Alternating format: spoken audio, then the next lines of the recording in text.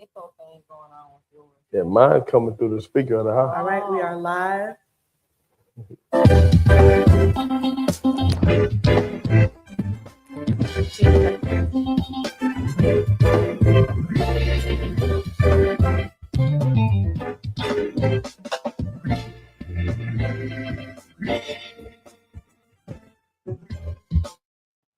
What's up, fam? Thank you for tuning in to BYOB, where we believe the Bible is basic instruction before leaving earth. Our desire is to build and bridge the gap between the believer and the Bible. Tell somebody BYOB is live. Make sure you tag, share, like, comment. Let's go. Listen, apparently live lit and local. Let's Okay? go. Go ahead and share this video. Please do. Get somebody come on in. Y'all know that we are going through the entire Bible this year. Not the whole book. The whole book, yeah. Now, not necessarily chapter and verse by verse, but we're taking some of the major stories and lessons that we are finding in these books and using them as a study for us to see what God's plan is for us. Okay, they say they can't hear me. Give me just a second here.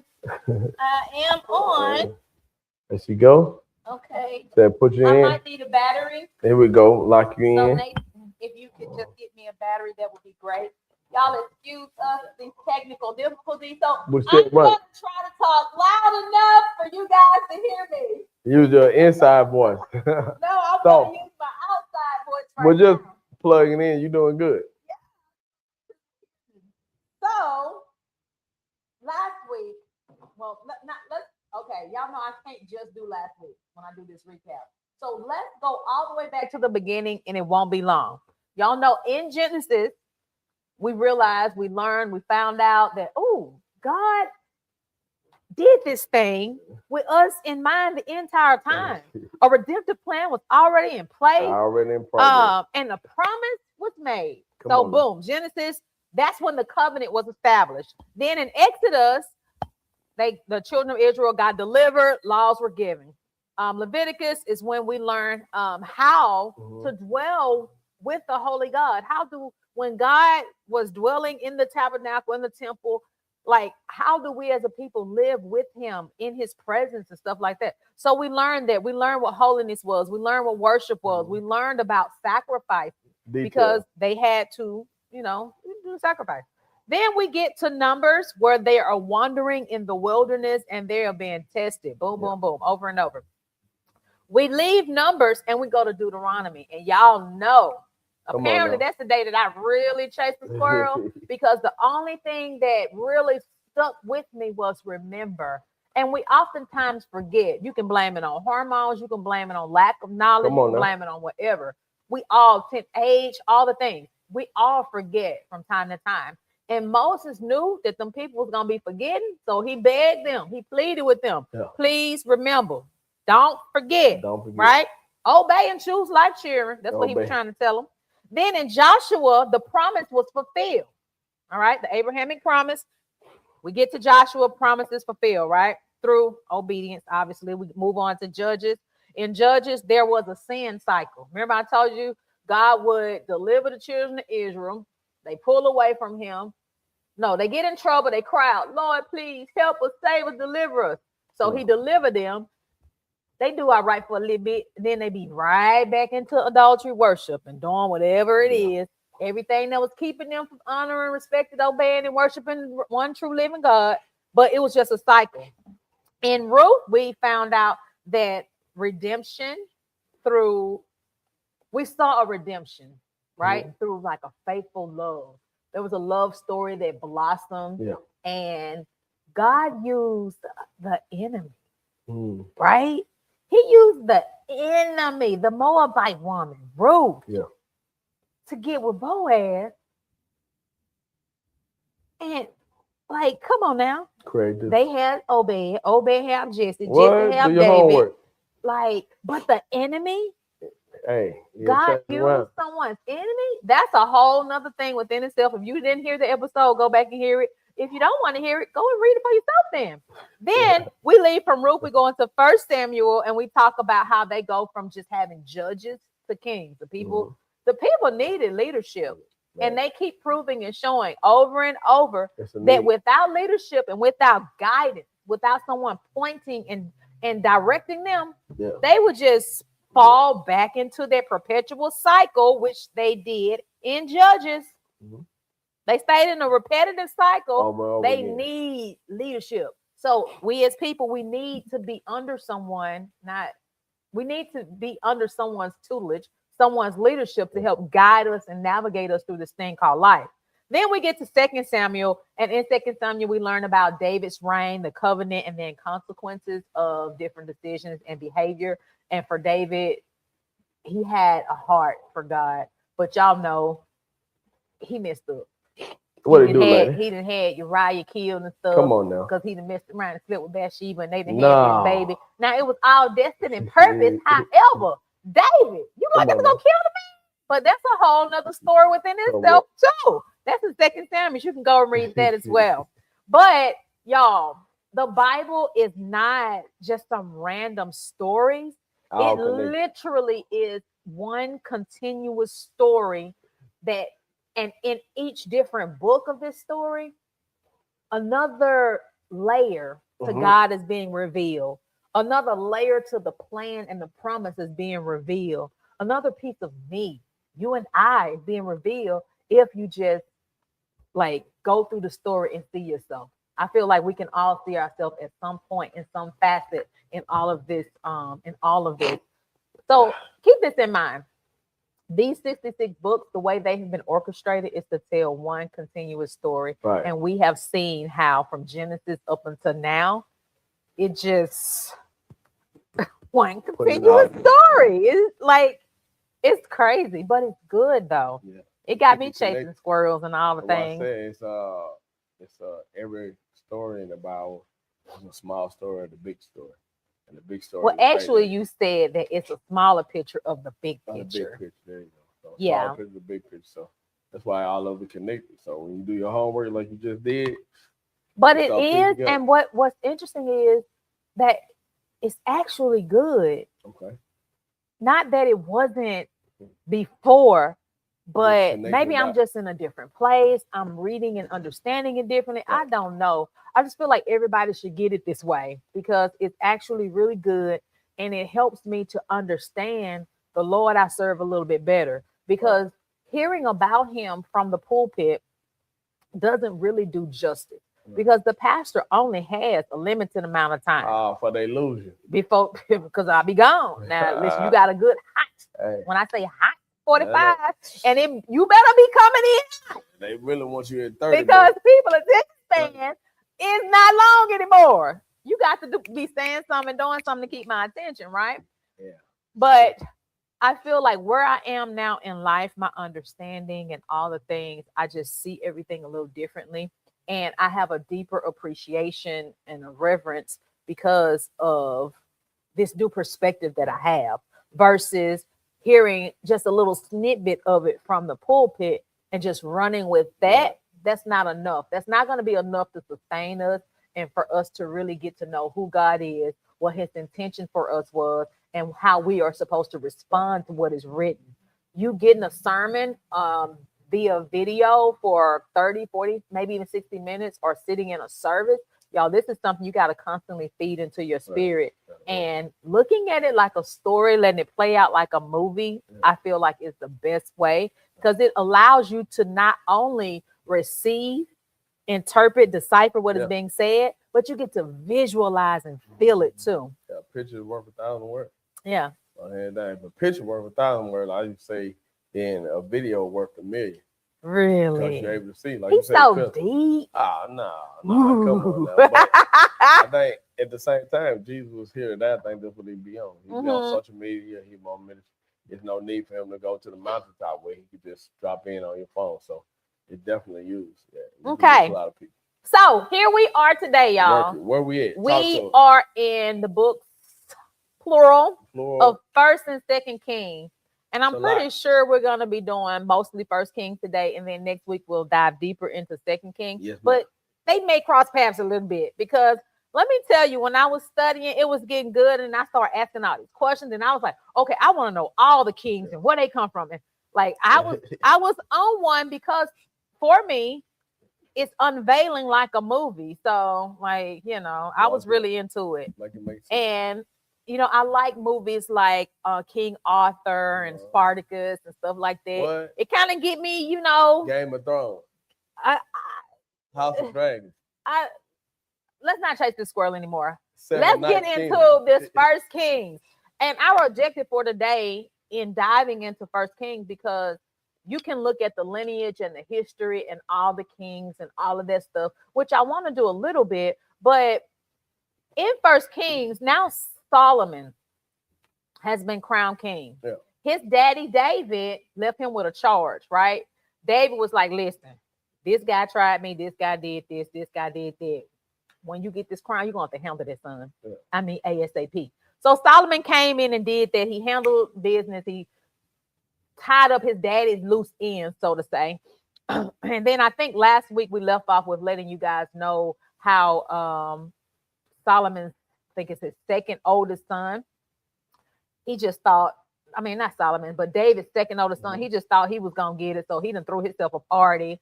And like by right, he should have had it, but he done got cocky and prideful and all in his way. Come on, make it make sense. So he done crown himself king. Excuse me. He didn't crown himself king. News get back to David, bada bing, bada boom. Long story short, Solomon gets officially crowned as king.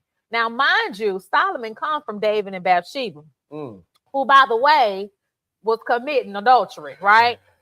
Who, by the way, her husband, who she was cheating on, David had him killed. Ain't that some tea for you? Wow. It really is. That is some tea.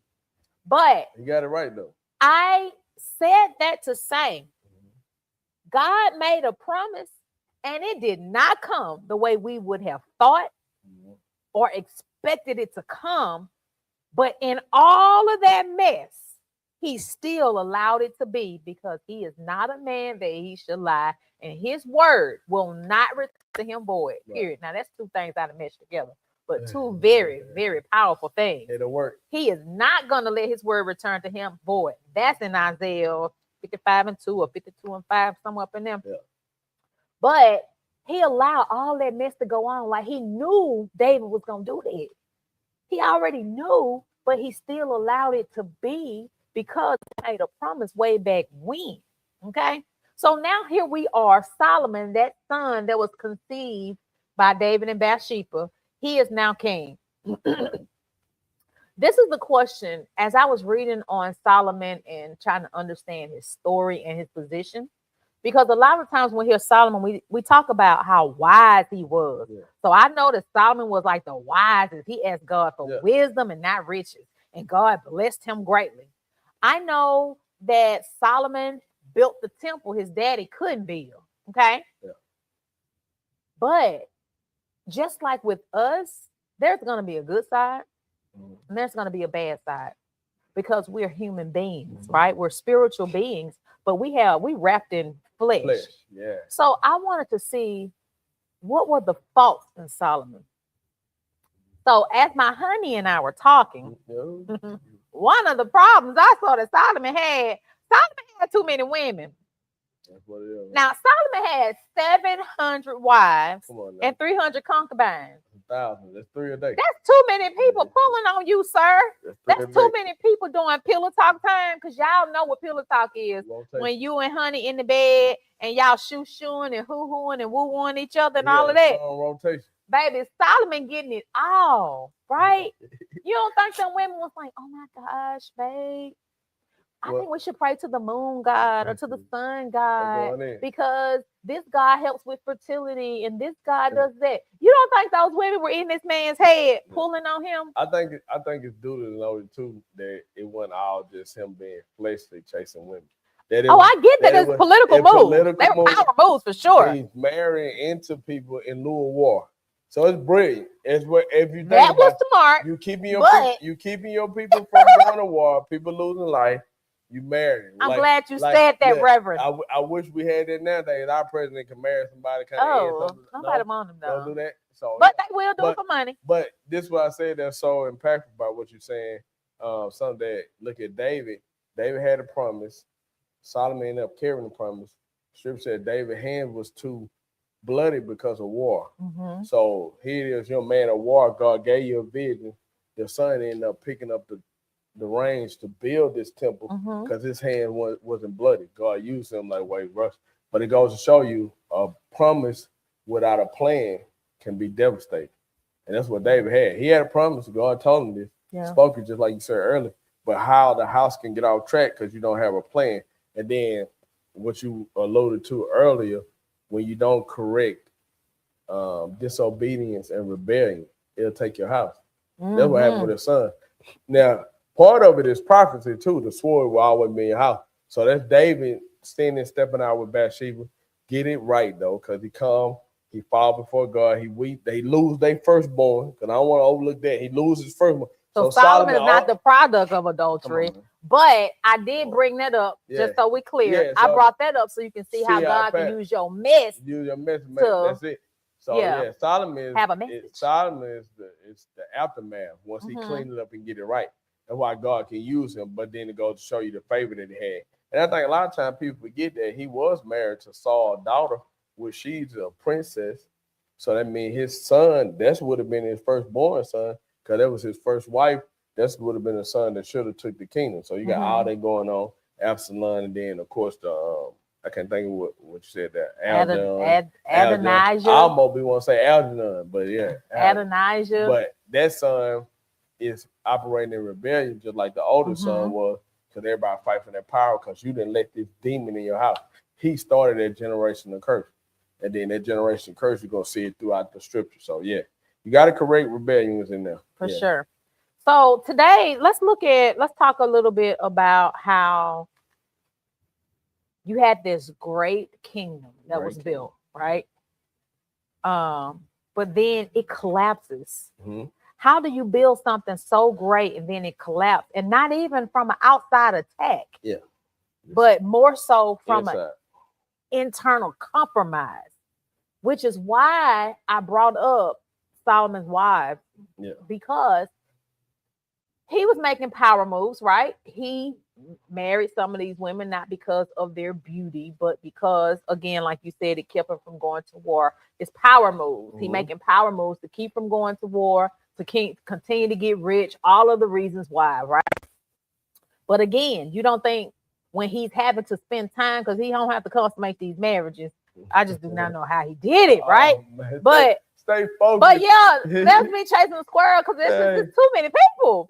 But you don't think that while he's with these women having intimate moments, and not just necessarily sexual, but moments where Solomon speaks to me, talk to me.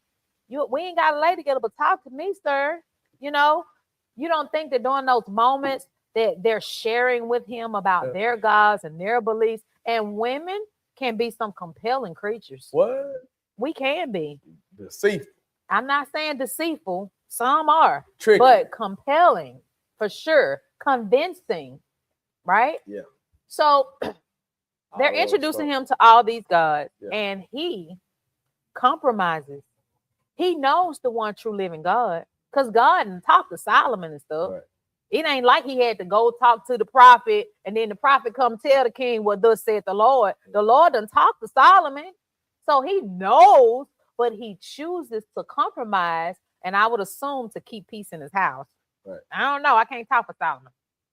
But because of his compromise, it causes his house to be divided. And because of the division, and y'all, we've heard so many times, a house divided can't stand. It's going to fall, right? We've heard this so many times. And Solomon is the prime example of a house being divided and how it falls.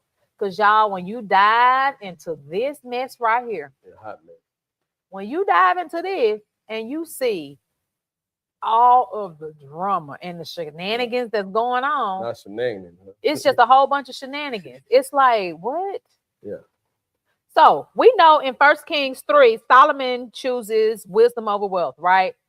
In 1 Kings verse 3 and 9, it says, give your servant a discerning heart to govern your people. Yeah. Solomon in a good place. It came from his heart because he wanted to do something his daddy couldn't do. So God blesses Solomon. God gave Solomon it's like he got a blank check. Yeah.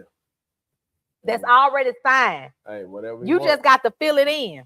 Well, you just know where his heart was. Your heart was for the people. You got God, man, he gonna give you this extra on top of it. Yeah. That shows though that when we ask for things, it reveals what we value. It reveals what's in our heart. Right? Him asking for discernment and not dominant. It revealed what he valued. It revealed what was in his heart. Like, okay, God, I want to honor you. I want to lead your people to you, and da da da da. He's in the right frame of mind. He's in the right place. Like, he's trying to get it together, right? Yeah. But he got a lot of people pulling on him. No, and why am I bringing it? It can sound comical because obviously I don't agree with you having that many people, right? Wow. It's either me or nothing, whatever, right? But think about in our lives, we have so many people pulling on us all the time. Yeah. People want you to hang out here, try this, do this, don't do it that way, do it that way. And it can be friends, family, co-workers, whoever, whatever. But people are pulling on you. The whole time. And I'm bringing this up because when people pulling on you, we have to walk in discernment, use discernment when we are responding to them so that we don't compromise our faith. We don't compromise our integrity. We don't compromise our beliefs. Yeah. Like, I don't want to compromise what I believe about God because I know who he is. I know that he's real and I want to honor him. Mm-hmm. Compromising is disrespectful to him. It's a slap in the face. Like, you don't trust me enough. Yeah. You don't believe. Like, how you gonna let somebody come in and break what we have? Right. It's like a relationship. And this is what we were talking about earlier. Somebody can be married for 20, 30 years. And you be like, dang, they rock solid. I want that. And I've heard guys say, man, I want my parents had. Like, your parents be married 20, 30 years and 50 years. You like, dang, that's what I want. And you look at that like a bedrock of marriage, like, boom, that's solid. Yeah, ain't going nowhere. But if their house is divided, it ain't gonna stand, it ain't gonna last. So we see people who are in relationships for length of time like that. Then they all of a sudden you be like, why they broke? Now, and then that be the question you want to ask, because you be like, what happened? Yeah, but that's in everything. That principle they're saying house to violence stuff, not only just in marriage and anything, you're in partnership. Another scripture come back and say, how can two walk together except they agree? Mm-hmm. That's very visual, because if we walking and we holding hands, you going north, I'm going south, we ain't going nowhere. That's what you got going on in the household. And that's what David had going on. And then David passed it on to the son. It's a promise without a plan. Mm-hmm. There you go. You got division. But if we got a plan, ain't no division. This what Daddy said, this what we're doing. It's the plan. And that's what we fail to do. Because if you fail to plan to fail. And so that's what I love about this, because I love the Old Testament, because they take your time and they give you that tea and the text. Like, you get in the New Testament, it kind of go a little fast. Paul talking about grace and they moving. They don't give you all the backstory. Paul talking about thorn in the flesh. What's your thorn, sir? The Old Testament would have told you. We want the tea. The Old Testament say he do this. The Old Testament would say he like the boys. They were told on you. Oh, Lord. Yeah, Old Testament would tell you. Old Testament gonna give you all the dirt you need to be like, okay, I ain't messed up like that. I thought I was messed up. I ain't the only one.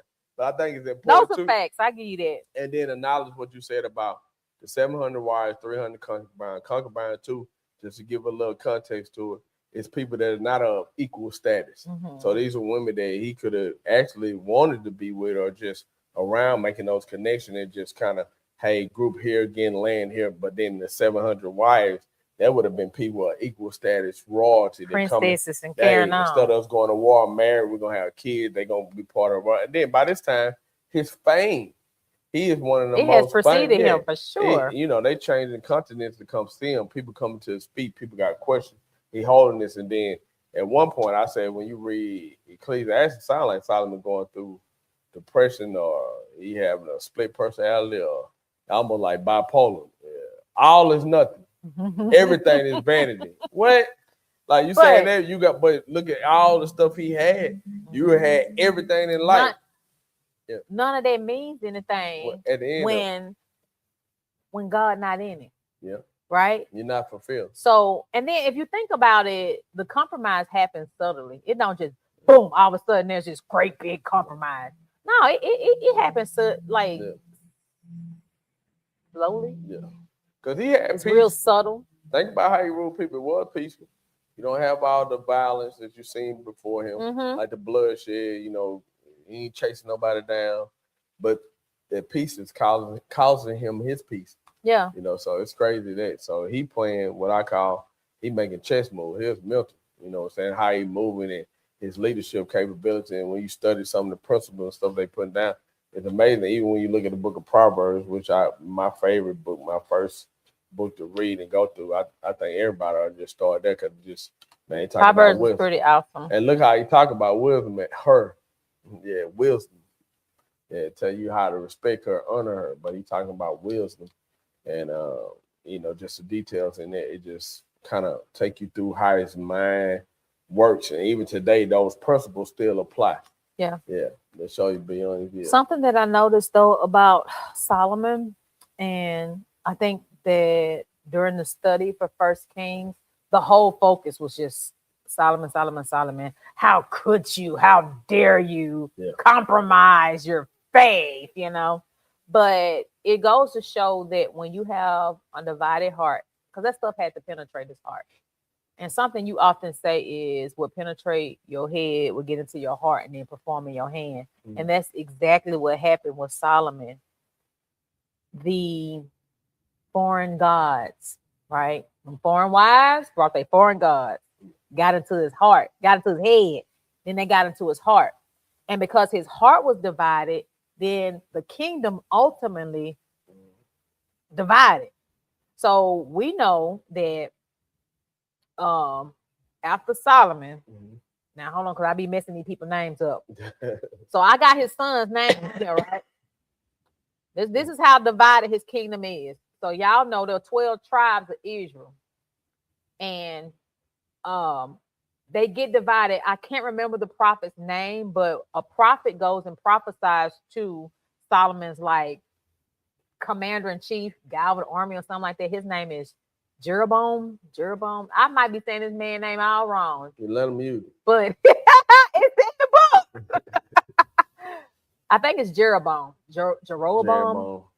But that's his like commander-in-chief. The guy tears his cloak.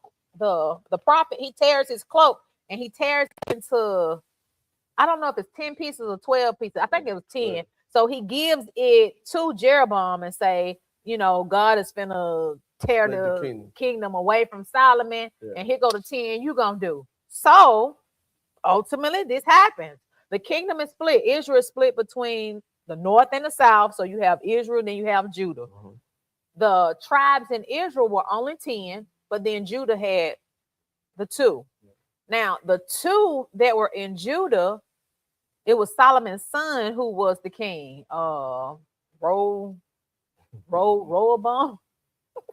Yeah, I tell y'all. Now, let me tell y'all, this is a real transparent moment, right?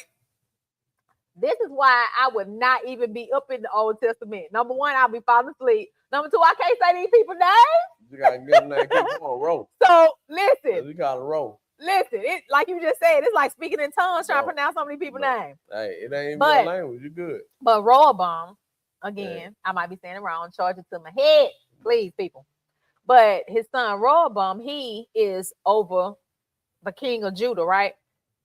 I'm gonna say this fool, this person, he chose. Surely he knew the story of his grandfather David, how God delivered time and time again. Surely Solomon shared this wisdom in all of his infinite wisdom that he has asked the Lord for. Surely he know that God had his hand on Solomon and the Davidic promise, the Abrahamic promise. Surely they passed these stories down. Surely. But Solomon's son chose to be all prideful, like I'm big dog now, you know. He didn't want to listen to the elders. He didn't want to receive their wisdom and all of that stuff. He ignored wise counsel. That pride and power. Baby, he ignored it. He was like, I'm the big dog. Y'all don't tell me. I tell y'all. He in all of that. totally opposite of your daddy. Total opposite. Your daddy came in there asking for wisdom. You in there rejecting wisdom. Crazy. Totally opposite, but at the same time, I feel like that's back to his grandfather David. Not having a plan. Where the plan is? Where's the family plan? We are the royal family. This is what we got. This is what daddy messed up at. His daddy, David, messed up with Bathsheba, which is a woman.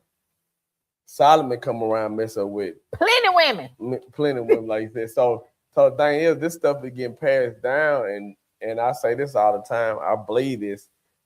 Somebody in the family got to stand up to the generational curse. Your daddy, granddaddy, your uncle, nobody married, broken home, aunties, everybody died single. This right here happened. People broke, lose home, gambling problem, drug addiction, whatever it is. Like somebody in the family got to say, all right, this is it. I'm going to break this. I'm going to make sure this start with me. But watch this now. Tell the story too. We ain't going to just because you got to remember. Man, because you got a problem. Now, I'm letting you know your great-granddaddy used to do the same thing. Now, you getting close. You got to tell him. My mom will say it's in your blood. So somebody got to deal with the demons that's in your blood. Yeah. So you can't overcome that. And that's, we can get a little spooky spirit. But the reality is you see it. I remember one in particular, I'm going to give back to you. I remember growing up in the projects, the grandmother, the daughter, the auntie, and the girl I grew up with, she moved right in the same project. Her sister that's younger than her moved in one next. I'm like, man, nobody get out? You mean tell me no? We talking about, and it happened. They hit 15, 16, get pregnant, blah, blah, blah, go to the same site. And I'm saying to myself, auntie, granny, somebody ought to say, hey, girl, listen, I did that. Don't do that. Now, you might do some stuff, but you ain't going to do this. Not the same stuff I did. And I mean, literally, they got the top to bottom, the top to bottom. They have a whole section. And I'm just saying to myself, and what's crazy, they were super smart, on a roll student and everything. They literally did the same thing. And y'all was in the house together. That was crazy to me. So much so to that's where they live at, even to today. And I'm like, man, I was like, bro, if that's not a generational curse, generational cycle, WIC, food stamp, welfare cycle that continue, baby, early, all the other stuff, it never was broken. And it's like nobody in the family saw it. That was crazy. I think that is kind of crazy, but it's also very real because you can be in something and not realize that you're in it because it's your everyday. It's normal to you. It is what it is. Becomes your new normal. It's your normal. Yeah, not even a new normal. It's just your normal because this is all I've seen all of my life. Yeah. But like you said, somebody, and if there is nobody to call it out, to point it out and say, listen, it got to be something better. It got to be something different. Then I would think that you would have something enough within yourself to just ask, Lord, can I have something different than this? Yeah. I see this. I see this perpetual cycle of poverty. I don't want this for my life. I don't want this for my children. I see this perpetual cycle of abuse. I don't want this for my life or for my children. I see what is happening in front of me. God, deliver me from this, right? Once I prayed the prayer, I'm making big dog steps. I'm moving with intention. The key thing you said, see it. So sometimes you got to be exposed to it. So once you see it, you visualize it, it can be attainable. Sometimes with people, your predicament, because you can't see past your environment, everybody else doing it, just what it is. Sometimes God speaks to you and shift, even though it's your environment, you just feel, sense, know it's something different. Yeah. Like I testify the reason why we make moves the way we did. Like my environment definitely didn't say I should be able to go here. I shouldn't even be. I should be on the other side of law enforcement. I jokingly say my whole family been in law enforcement. They was just on the other side. On the wrong side, right? Hey, according to who you ask, my grandma would tell you I'm on the wrong side. But the thing is, I understand that because once you kind of get exposed to something else, like, okay, you don't have to do this. And I was thinking too, I think I had said this once before when I preached for Pastor William, Eric. I was like, man, if I wouldn't have saw Eric and Daisy, that would have made me see a strong relationship. Like up until that point, everybody playing, you want numbers, you trying to hit as many females as you can. It's no Eric like, nah, then she seemed to be infatuated with him and They were like, now he was on some other, we praying all that. I don't know about the praying, but honeymoon, all this stuff. But what I saw was a very healthy relationship, two people that desired each other, that it wasn't like something you force or made together. Like, okay, man, you can't have something healthy like this. You can't, somebody you desire, want to be with, still do the church thing. You ain't got to be no lame, bro. I like, okay, pick. So then but having the picture to see it, I think that's the key to it. You got to have pictures to see it. And I want to say some of Solomon's problem with the women, he have it that. He ain't had nobody there, to kind of like guide you through this or whatever situation. It seems the way he's doing a diplomatic type way, it sounds more like Bathsheba, your mama coaching you. Hey, instead of just marry a daughter. Oh wow, that's a woman coaching because it's not violent. Your dad probably said, "Good, just go cut his." You know what I'm saying? A little bit different. So to me, that's why I look at it. Even when you look at, they say Proverbs 31, they saying that's Bathsheba writing because she's telling David. I'm not David telling Solomon what type of woman to look for. And the reason why she able to tell that because she knew what kind of woman she was. See what I'm saying? So let me tell you what you should be looking for. She's penning this, but it's the matriarch nurturing her son into this kingdom. Plus, everybody trying to kill him. You got his brothers now, the other women, because David off the scene now. Of course, they coming for the throne. So she protective, doing what she can, but she doing what I say still a woman playing chess. She being diplomatic how she moves. Yeah. She making an allegiance with everybody. So if you trade on me, you want to have access to this land, this move. He stacking the deck. Yeah. That's good. That's good? Yeah. Come on now. I'm jumping all the way over into this New Testament real quick though, because in Matthew, one little scripture, Matthew 6:24, it just says that no one can serve two masters. What? Strong. And I wanted to bring this up because love the one and hate the other. I felt like I had to bring this up because as we see here with Solomon, I don't know how many masters he kind of got right now. But what I do know is he knows the power, the authority, the what the presence, like he know God, like the one true living God.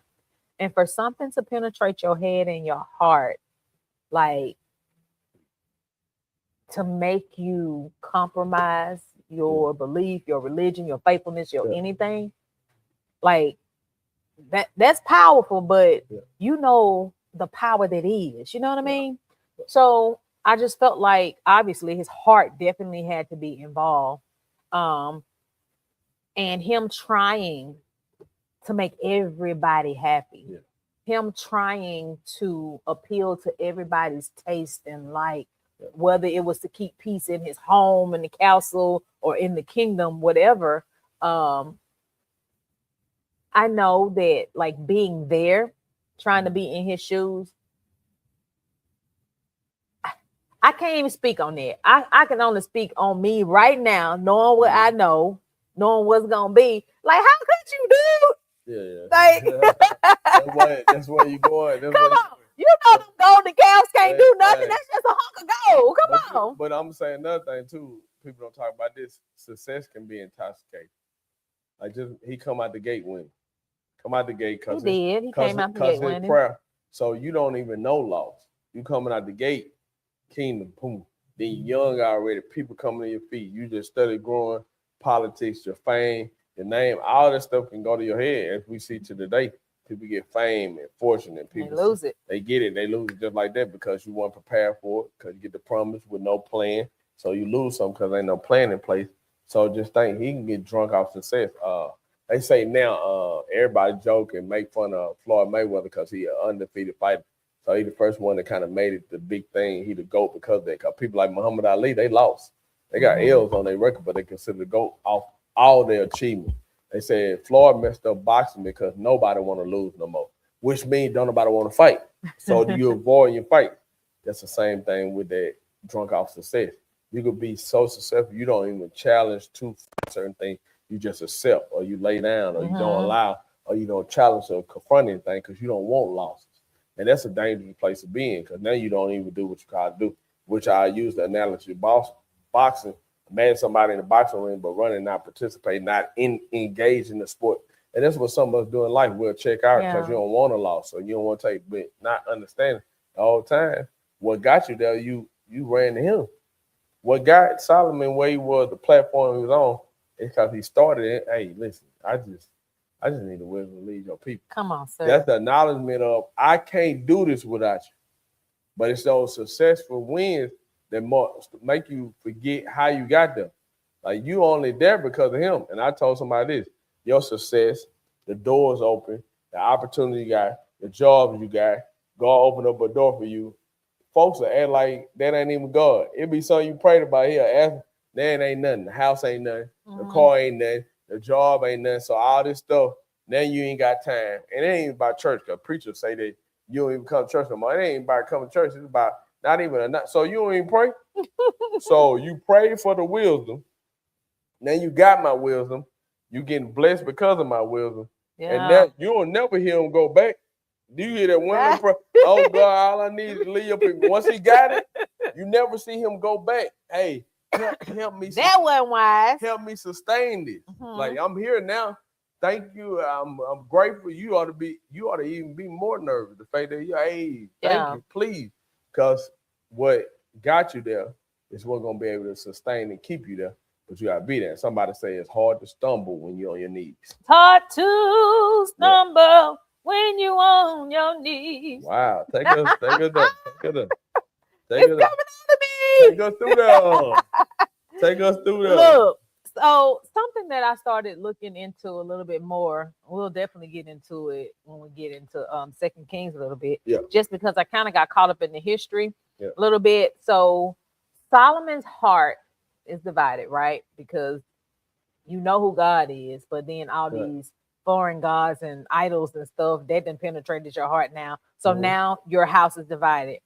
And something that really stood out to me is when his son, well, let's just say when Israel is divided, and then you have the north being governed or under the kingship of his like commander in chief, that Jeroboam guy. It's split.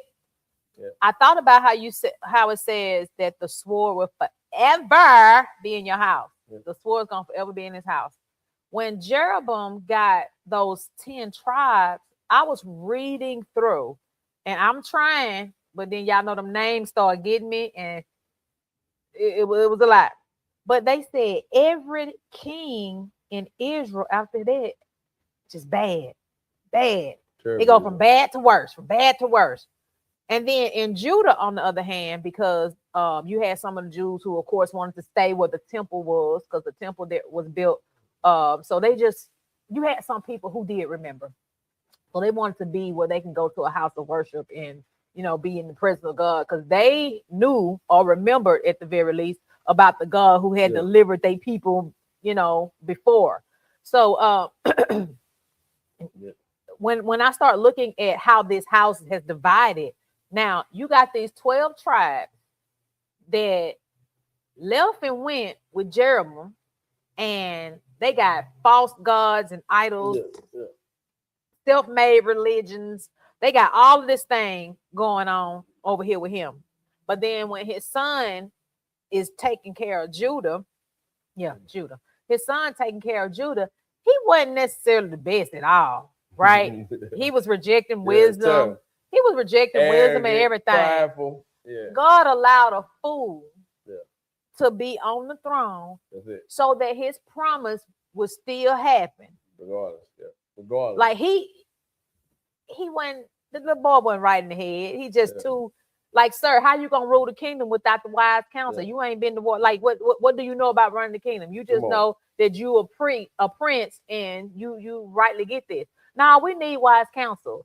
Like sometimes us on these jobs and just in life, we need wise counsel. We ain't never done it before, right? You knew this. Like I was telling my oldest son, I was like, listen, I ain't never been a mama before. Yeah. Like I don't know what I'm doing. I just do what I think is best that's gonna keep you safe and teach you so you can learn from that. But somewhere along the way, I had to call my mom and say, hey, what this mean? How to do this? What is this? What should I do? What should I go? What should I say? Something, because I don't know what I'm doing. I need guidance. But I was wise enough to ask for it because I didn't want to mess up, because somebody's life was on the line. That's good. His son didn't have sense enough to say, I got all these people's lives on the line. And he just kept on going his own little way. Long story short, they gonna end up having a whole bunch of nonsense, different coops and stuff. We're gonna talk about that next week. I don't want to dive too much into it, but it's gonna be a whole bunch of drama. Powerful point here that the kingdom was divided prophetically before it was divided politically. Because that prophet had prophesied to Jeroboam when he ripped his clothes. Very true. That's the word of the Lord. So you got a chance to repent. You got a chance to go back to how you started. You know, you need go back to how you started. Hey, I'm in this situation. I got here wrong. Do like your daddy did, because the reason why David man after God on heart, if you know that he always repent. He do it first. Hey, before they judge me, God, this David, you be my judge. Don't let my enemy judge me, because he down bad. He know he wrong, and when he wrong, he goes straight into his knee. When the prophet told him about the lamb, he like, that man ought to die. And the prophet look at him, you the man. You took Uriah, your wife. You took his only lamb. Oh, the man went to his knees. Actually, he went down. Hey, please. Because you know he wrong. He wrong. So he had to repent the heart. That's why a man after going the heart. So that is very powerful. But then I thought about something too when you're talking about a fool on the throne, because we get it a lot today. People always talk about people in leadership, what's going on in the country, how you can feel away. We talked about that by leadership. This is scripture that always stand out to me. Got to read it to you. Romans 13:1 said this: everyone must submit himself to the governing authorities. Watch this. For there is no authority except that which God has established. In other words, another scripture says in that interpretation, it says that it's ordained by God. Meaning it can't even happen unless he allowed. And Miller said, just accept what God allowed. He knows what's best for you. So in there, that's how even in the midst of it, when you said it's a fool, but God still sustained the kingdom, it's the same thing now. People complaining. To honor a promise. Man, God got us. That's why I say all the time, I don't be tripping about that. You tripping about somebody in office or some governing authority. Let's take it locally to your job. We talking about that. Shout out to Tucker that's online. Shout out to Bird too. We miss you. We love you. She's online as well. I don't know what so in there, so you look at the screen. You just look at the screen. And like look up Bird. Yeah, like she up there. Just look at the screen. Look at the screen. But the thing is, that always gave me hope, because I always been in my mind like, bro, he got the final authority. Like it don't matter who in the office, don't matter what they say on the job, don't matter who the supervisor is, because those that are in power, it's only because God ordained it. They didn't steal it. He is the ultimate authority. So when you rest in that, that's when I believe that peace that surpasses all understanding.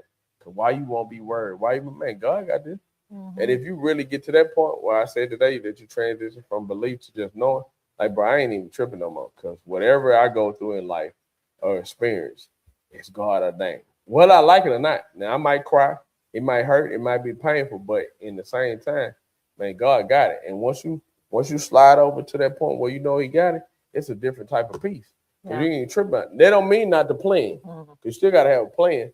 Because if you end up like Solomon in his house, because there wasn't no plan put in place for the promise. So, got a plan. But I just thought about sharing that because you've been hearing about leadership. It's constant on the news, on YouTube. Everybody, this is crazy. I can't believe it. Oh, my God. He's there. Like, bro, ain't nobody in charge without him. God got it. What's crazy is we know that anything that happens in life in this world, we know that God already knows. Yeah. We learned that in Genesis. Because in Genesis, when he started creating and stuff, even before we were created, we were already on his mind. He already had a redemptive plan in place before he created us. So we know that everything happens for a reason, right? And obviously ordained by God. But when you're in that thing, when you're going through it, when you're experiencing it, you're not thinking, oh, well, God allowed this, so praise be to God. You're not thinking like that, right? You're not thinking none of these things. Ain't got you thinking about so while these things are happening, while these things are going on, whether we agree with them or not, and this is something that I have to learn how to do. This is something that I am currently still working on.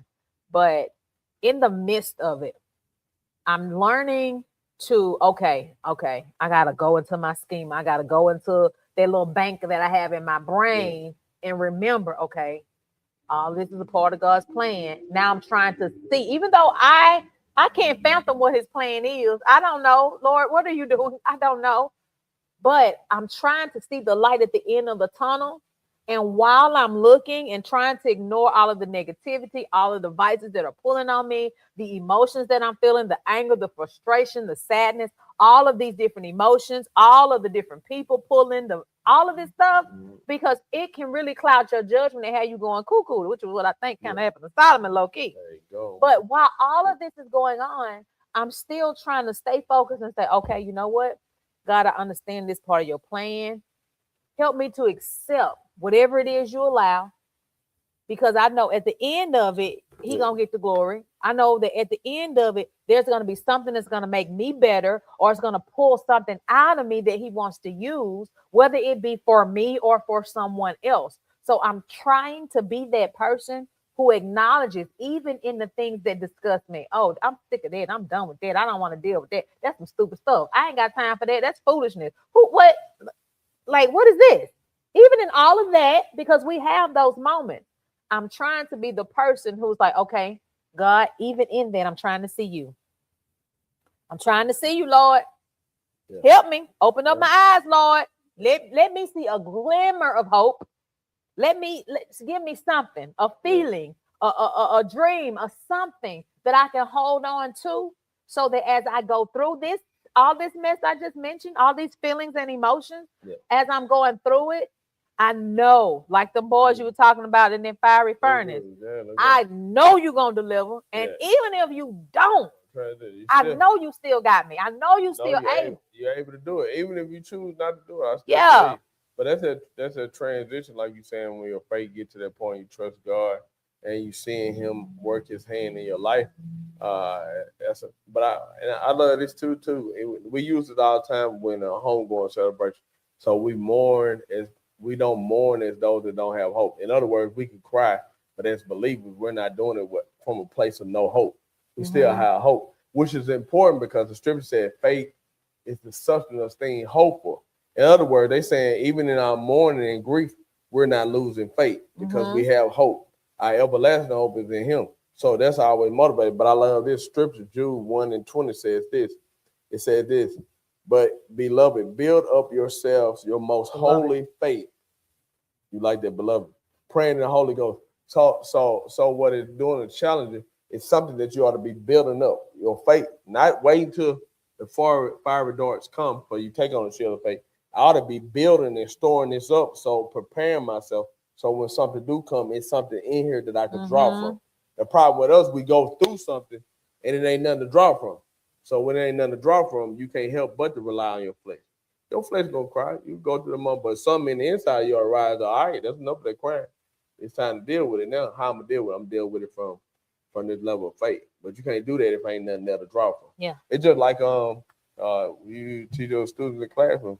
When you can sit there and play if you want to. When that pop quiz, that test hit you on Friday, that test in front of you, I say put them books up. If it ain't nothing in there, you're gonna be C.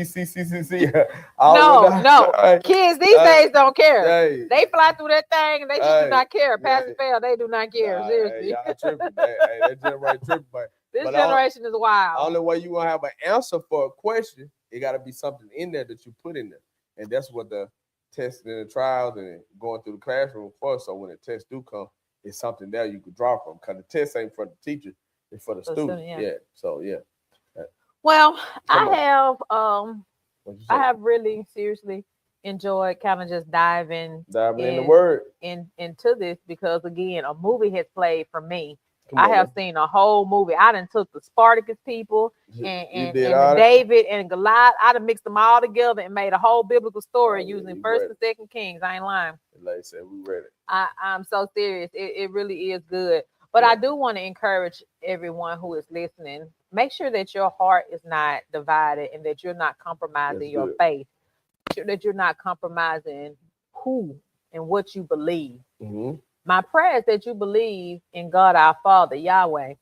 But if you don't, I encourage you to go and read so that you can learn some things about him. I encourage you to pray and ask him to speak to you and touch you in a way that you feel and experience him for yourself, and that you know for yourself that God is real and not because someone told you that he is. That's my prayer for you, that you develop a real relationship with him for yourself, because doing it because of what somebody said, it's not going to sustain you.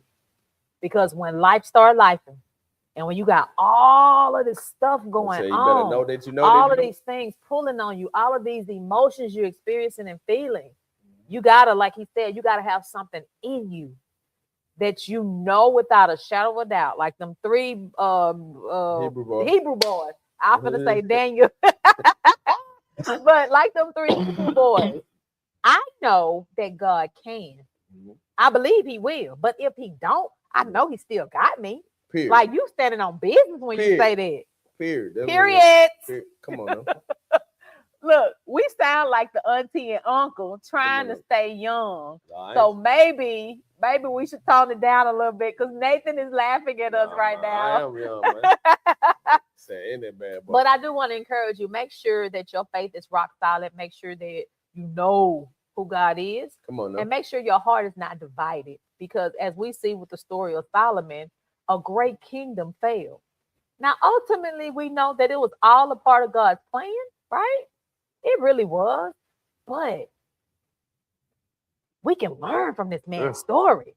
Right. I don't have to let my house be divided. I don't have to let the kingdom collapse.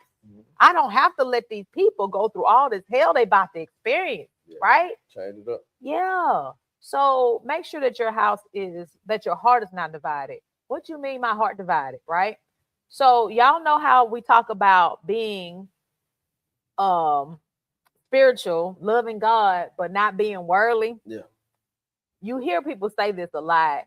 Well, I did kind of coming up, like trying not to be worldly. But I think what they mean about it, you have all these vices in the world that's pulling on you. Like you have stuff that be trending so hard, it becomes lifestyle for people. Different things. I'm not even gonna name. I'm just gonna say different things. Those things pull on you. And once you start dibbling and dabbling in things, you know how they say light either gonna pull dark or dark gonna pull light. It's gonna happen, right? You try to straddle the fence. You one foot on one side, the other on the other side. Something is going to be stronger than the other, and it's going to pull you, and you're going to have a divided heart. So when we say loving God but not being worldly, don't like, we in the world, obviously, so we got to work and we want to dress and look nice and all these things, but don't let worldly things consume you to the point that's all I think about. This become an idol for me, because I give more time to that than I do in my prayer time or personal time with God. Knowing what the truth is another thing to divide your heart. When I know the truth, but I choose convenience. Like, I know, but I'm gonna let this slide. God know my heart. Y'all know how we talk sometimes. That's a divided heart, because again, I'm straddling the fence here. And we already know God wants you to either be hot or cold. The lukewarm he ain't even doing it. Like, we don't like lukewarm, right? Period. Yeah. So y'all make sure that you don't let anything or anyone divide your loyalties, divide your heart, because ultimately it will divide your house, and a divided house will not stand. Guys, we are out of time, but it's so much more in 1st and 2nd Kings. Y'all, you have got to go dive into this and read this, because I'm telling you, it's some good stuff in there. It's some tea for you. I mean, it really is some tea for you. So we're going to be in 2nd Kings on next week. I know y'all have heard a lot about Elijah and Elisha. We're going to talk about that a little bit. We're going to talk about all these different kings they had, 400 years of silence. We jumping into a whole bunch of stuff on next week. So get ready for that. I'm excited. Guys, we want to say thank you for tuning in with us, sharing with us as we dive into the text and share with you what we see, what we learn, and our personal experiences as well. Thank you for the seeds you sow. Thank you for liking and sharing the videos, because that helps. Not just help us, but it helps somebody along the way because somebody don't have nobody to tell them about the word. Come on. So thank you for sharing. Guys, you can continue to support by liking and sharing the videos. You can also share, you can also continue to support by giving. You can do so by Cash App, that's ICANN365. You can also give by way of Givelify. Look for Impact Church DFW. You'll see a picture of myself and my husband, and you can also give that way. Again, we want to say thank you. Guys, until next time. Grace and peace.